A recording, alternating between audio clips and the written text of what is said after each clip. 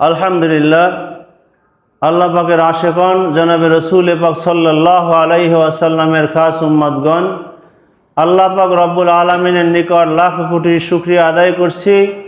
যেই মহান রব্বুল আলমিন আপনাকে আমাকে সুস্থ রেখে সবল রেখে আল্লাহর পক্ষ থেকে আমাদেরকে দাওয়াত দেওয়া হয়েছে, আহ্বান করা হয়েছে, ডাকা হয়েছে আজানের মাধ্যমে। মুয়াজ্জিনের আজানের ধ্বনি আল্লাহর রসুলের মুখনিসৃত বাণী, সেই বাণীর মাধ্যমে আমাদের নবীর মুখের বাণী, সেই বাণী দিয়ে আল্লাহর পক্ষ থেকে মুয়াজ্জিনের মাধ্যমে আমাদেরকে ডাকা হয়েছে আল্লাহর ঘরের মেহমান হওয়ার জন্য। আর আমরা আল্লাহ তাআলা আমাদেরকে সুস্থ রেখে সবল রেখে এক সপ্তাহ থেকে আর এক সপ্তাহ পরে আবারও এই আল্লাহর ঘরের মেহমান হওয়ার তৌফিক আল্লাহ তাআলা আমাদেরকে দান করলেন, সুস্থ রাখলেন, সবল রাখলেন। আমরা হেঁটে চলে আসতে পারলাম। কি জন্য আসলাম? আল্লাহর হুকুম আদায় করার জন্য। আল্লাহ আমাদের উপর নামাজ ফরজ করেছেন, সেই নামাজ আদায়ের জন্য আমরা আজকের আল্লাহর ঘরের মেহমান হতে পেরেছি। এই জন্য শুকরিয়া তান সকলে একবার বলি আলহামদুলিল্লাহ। আল্লাহ পাক রব্বুল আলামিন পবিত্র কোরআনে বলেন, ফাযকুরুনি আযকুরুকুম ওয়াশকুরু লি ওয়ালা তাকফুরুন। ওহে বান্দা, তোমরা যদি আমার শুকর গুজার করো, আমাকে স্মরণ করো, আমাকে যদি তোমরা স্মরণ করো, আমার শুকুরের আমি যে তোমাদেরকে নেয়ামত দিলাম, এই নেয়ামতের শুকরিয়া আদায় করে আলহামদুলিল্লাহ বলো, তাহলে আমি আল্লাহ তোমাকে আরো বেশি বেশি করে নেয়ামত দান করে দেই। বলেন সুবহানাল্লাহ। তাই আজকের আমরা যে সকলে সুস্থ রইলাম, আল্লাহ তাআলা আমাদেরকে সুস্থ রাখলেন, সবল রাখলেন। আমরা এই পবিত্র আল্লাহর ঘরে মেহমান হতে পারলাম আল্লাহর ডাকে সাড়া দিয়ে। এজন্য আমরা সকলে কি খুশি না বেজার? খুশি না ভাই? আমরা সকলেই খুশি এই জন্য যে আল্লাহ তাআলা আমাদেরকে সুস্থ রেখেছেন। আল্লাহ তাআলা এই সুস্থতাটাও হচ্ছে আল্লাহ তাআলার পক্ষ থেকে একটা বড় নেয়ামত। একজন বড় মাপের হুজুর আমাকে বলছিল যে, হুজুর, মানুষের যে যৌবনকাল, এই যৌবনকালে যখন মানুষ আল্লাহ তাআলা তাকে শক্তি, সাহস, হিম্মত দান করেন, এই সময়কালে সে ইচ্ছা করলে ভালো কাজও করতে পারে তার এই শক্তি, সাহস দিয়ে, আবার সে খারাপ কাজও লিপ্ত হইতে পারে। কিন্তু কোনো একদিন এমন সময় আসে যেই দিন আপনার ভালো করাটাও করতেও কষ্ট, আর খারাপ কাজ করতেও কষ্ট। এই যে আল্লাহ তাআলার পক্ষ থেকে দেওয়া যে নেয়ামত আল্লাহ আমাদেরকে দিলেন, এই জন্য যৌবনকালেই আমাদের উচিত ভালো কাজ বেশি বেশি করে করা। কেননা ওই হুজুর একটু বৃদ্ধ ছিল, উনি বলে যে এখন আমরা ওই রকম বেশি কোনো ভালো কাজও করতে পারি না, মন চাইলেও আমরা আগাইতে পারি না। কিন্তু যুবকদের দ্বারা, যাদেরকে আল্লাহ তাআলা সেই টকবগে যুবক, তাদেরকে যেই রকম শক্তি, সাহস, হিম্মত আল্লাহ তাআলা এই যুবক বয়সে দান করেন, এটা আবার কোনো এক সময় কি হয়, বাটির একটা হলো জোয়ার আর একটা হলো বাটি। আমাদের দেশে বলে জোয়ার বাটা। তো এই জোয়ার বাটার একটা সময় আছে। যেমন এই যে যুবকরা আছে, এখন তাদের বৃদ্ধি পাওয়ার, বিকশিত হওয়ার সময়, তাদের বৃদ্ধি পাওয়া, বিকশিত হওয়ার সময়। আবার আমাদের এখন কিন্তু আর বৃদ্ধি হওয়ার সময় নাই, আমাদের এখন বাটার সিজন। তাহলে সবসময় আমাদের কিতে থাকতে হবে, জোয়ার যেদিকে আছে সেই দিকেই থাকতে হবে। আর একটা হলো আমাকে আল্লাহ তাআলাকে স্মরণ করতে হবে এরকম যে আল্লাহ তাআলা আমাকে যে, আপনাকে যে সৃষ্টি করলেন, আল্লাহ তাআলা আমাদেরকে চোখ দিলেন, হাত দিলেন, মুখ দিলেন, হাত দিলেন, মুখ দিলেন, পা দিলেন, শরীরটাকে সুস্থ করে বানাইলেন, সুন্দর একটা আকৃতি দিয়ে আল্লাহ তাআলা দুনিয়ার ভিতরে সব সৃষ্টির মধ্যে আল্লাহ তাআলা সুন্দর সুন্দর আকৃতি দিয়ে আল্লাহ তাআলা আমাদেরকে যে সৃষ্টি করলেন, এই জন্য বেশি বেশি করে আল্লাহর বন্দিগি করতে হবে, আল্লাহর আদর্শ, আল্লাহর আইন মেনে রাসূল সাল্লাল্লাহু আলাইহি সাল্লামের আদর্শে আদর্শিত হয়ে দুনিয়ার ভিতরে আমাদেরকে কোরআন হাদিসের আইন প্রচলন করতে হবে। এইটা যেন আমাদের যুবকরা ভুলে না যায়।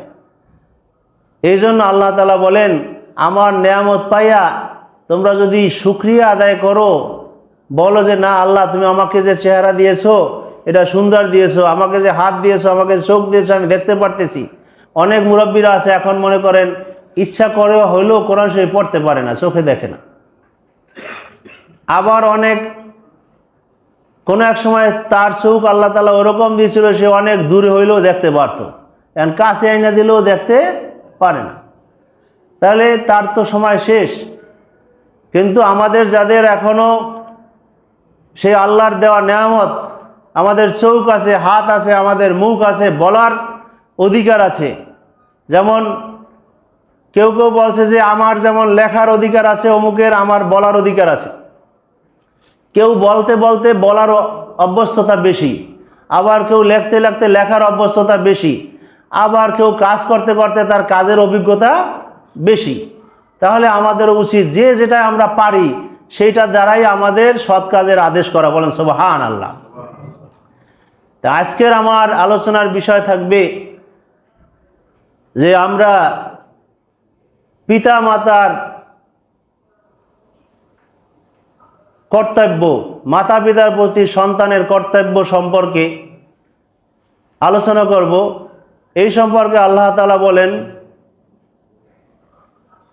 এই সম্পর্কে আল্লাহ তাআলা পবিত্র কোরআনে বলেন, ওয়াকাদা রাব্বুকা আল্লা তা'বুদু ইল্লা ইয়্যাহু ওয়া বিল ওয়ালিদাইনি ইহসানা ইম্মা ইয়াবলুগান্না ইনদাকাল কিবারা আহাদুহুমা আও কিলাহুমা ফালা তাকুল লাহুমা উফফিন ওয়ালা তানহারহুমা ওয়া কুল লাহুমা কাওলান কারীমা।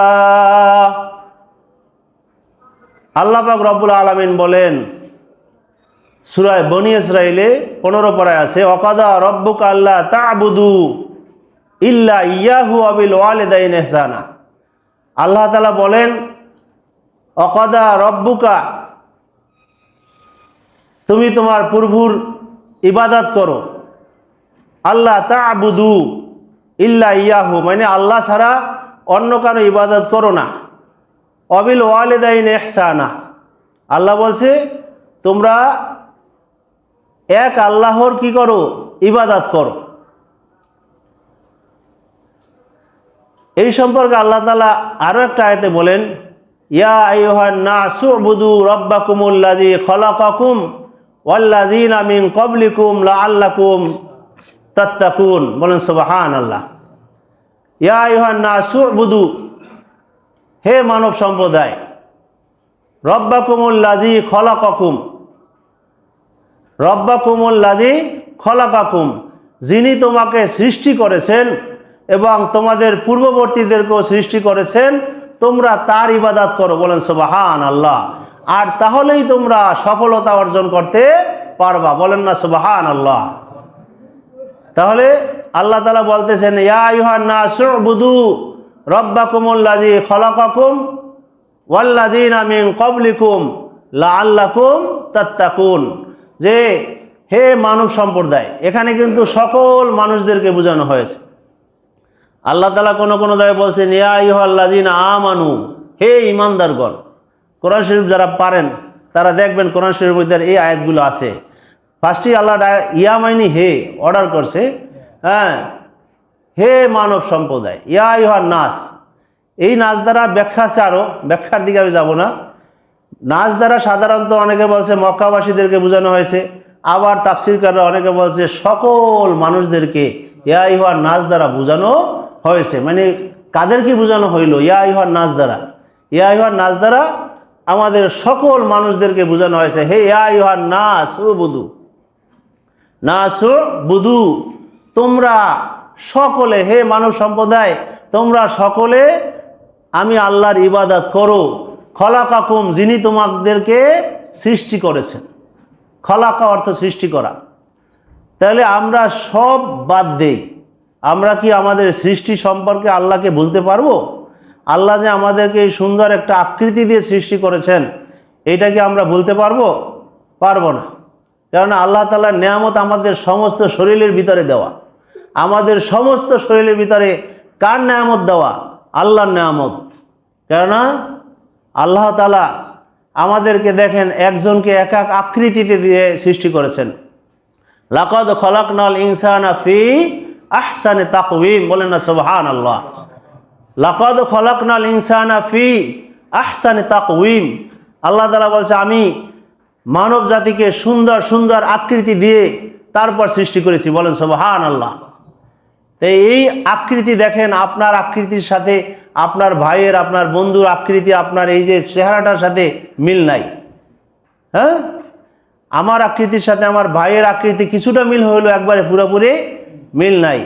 আমার আর এক বন্ধুর সাথে যদি মিল থাকতো তো একজনের সাথে একজনে পাল্টে যাইতো বা মানুষের ভুলই হইতো। কিন্তু আল্লাহ তাআলা ব্যাখ্যায় আসছে যে আল্লাহ তাআলা আমাদের এই সুন্দর আকৃতিটাকে আল্লাহ তাআলা নিজ হাতে, কুদরতি হাতে সৃষ্টি করেছেন, বলেন সুবহানাল্লাহ। বানাইয়াছেন মানে সমস্ত বডি হয়তো অর্ডার দিছে, হয়ে গেছে ফেরেশতাদের মাধ্যমে, কিন্তু এই যে এইটা দেখেন মুখমণ্ডলটা, এইটাকে আল্লাহ তাআলা তার কুদরতি হাতে সৃষ্টি করেছেন, বলেন সুবহানাল্লাহ।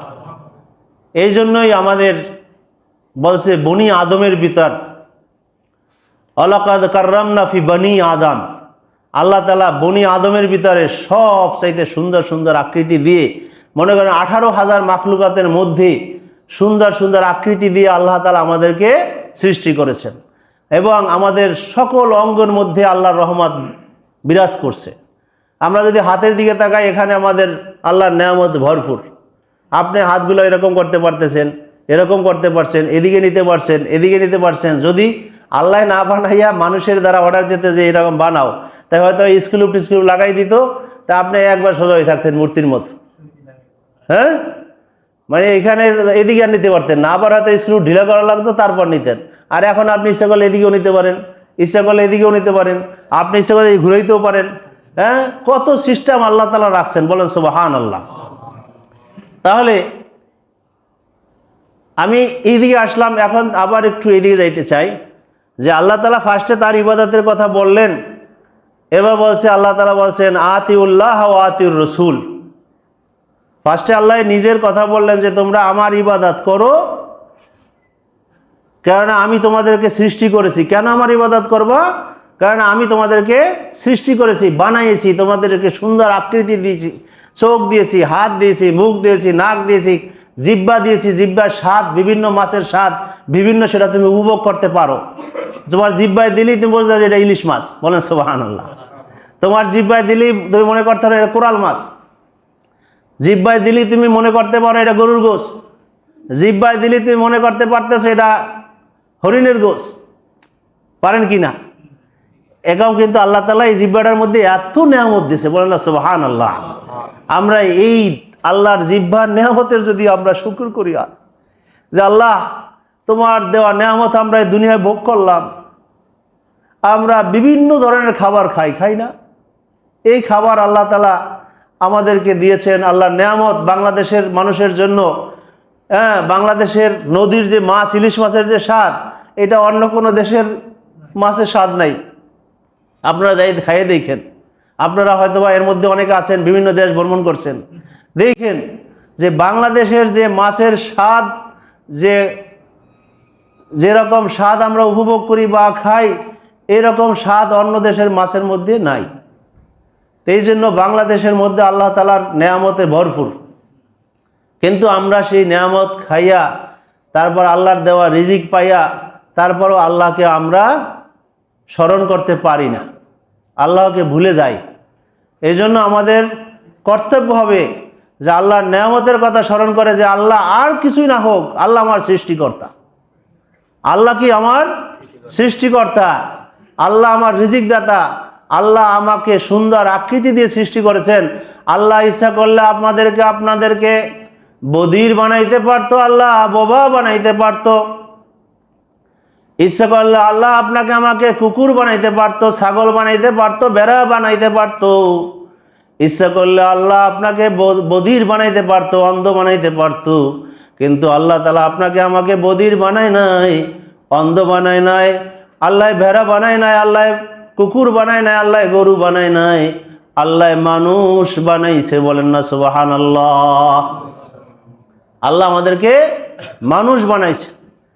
এখন একটু পিছনে যাই, আমরা যখন আল্লাহ তাআলা বললেন ওয়াকাদা রাব্বুকা আল্লা তা'বুদু ইল্লা ইয়াহু ওয়া বিল ওয়ালিদাইনি ইহসানা, বলল তোমরা আমার ইবাদত করো, এরপর বলল আতিউল্লাহ ওয়া আতিউর রাসূল উলিল আমরি মিনকুম, যে তোমরা আমার ইবাদত করো এবং আল্লাহর রসুলের ইত্তেবা করো। বলেন না সুবহানাল্লাহ।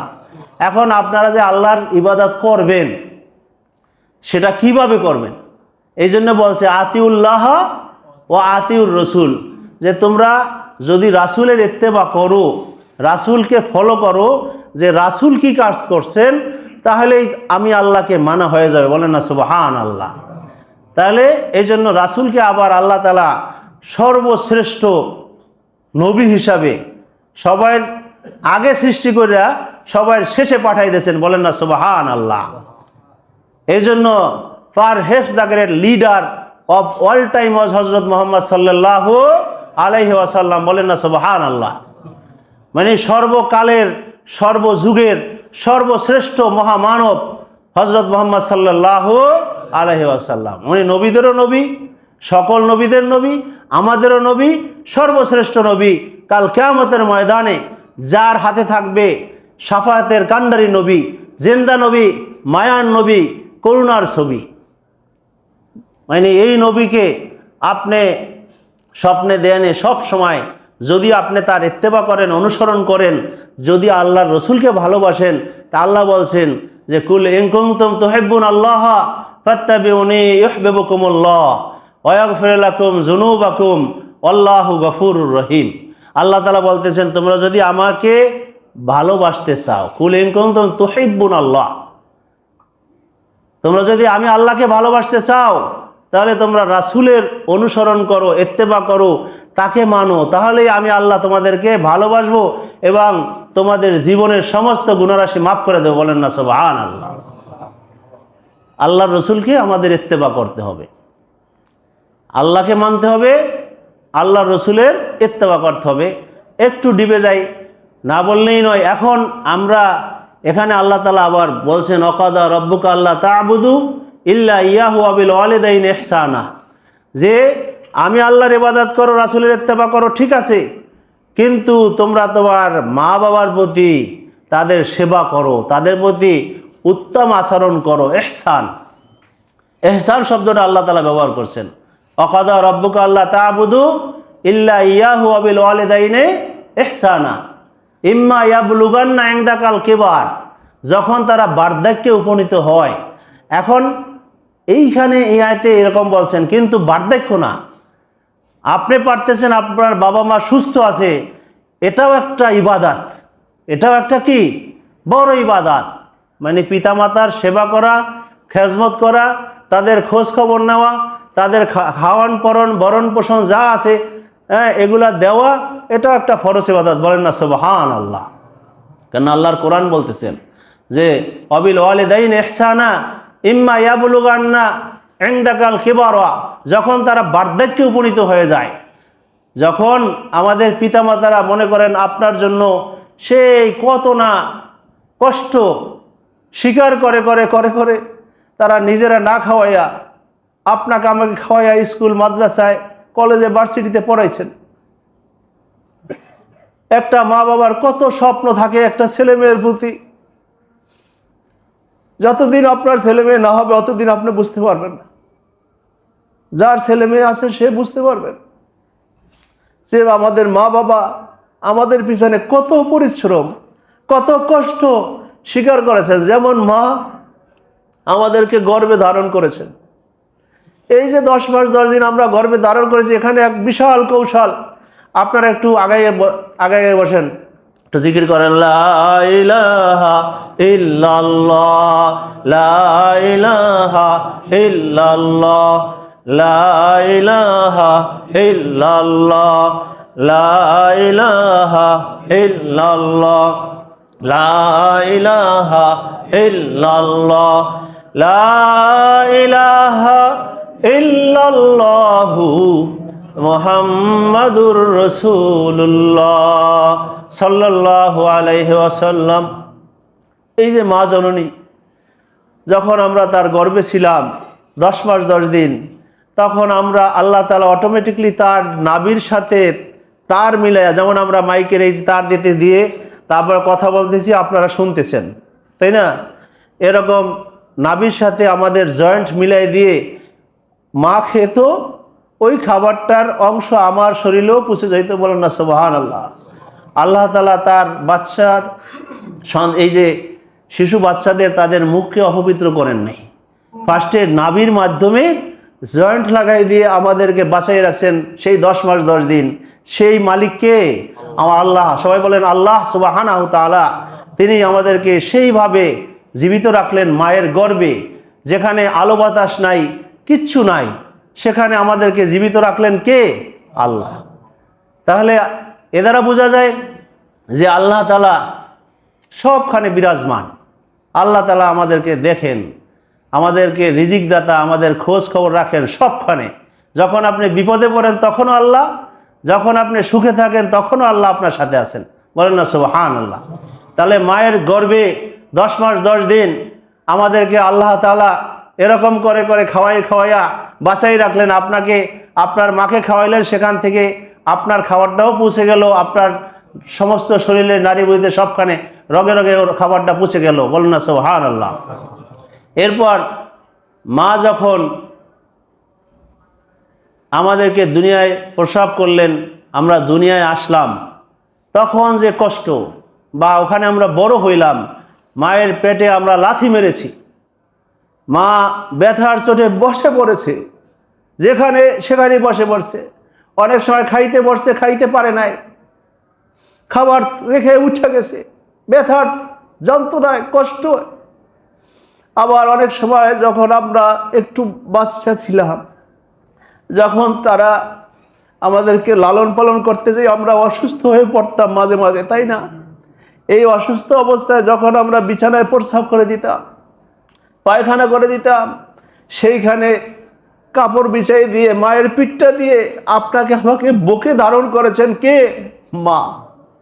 সেই মায়ের খেজমত যদি আমরা না করি, কাল কিয়ামতের ময়দানে আমরা আল্লাহর কাছে ধরা খেয়ে যাব।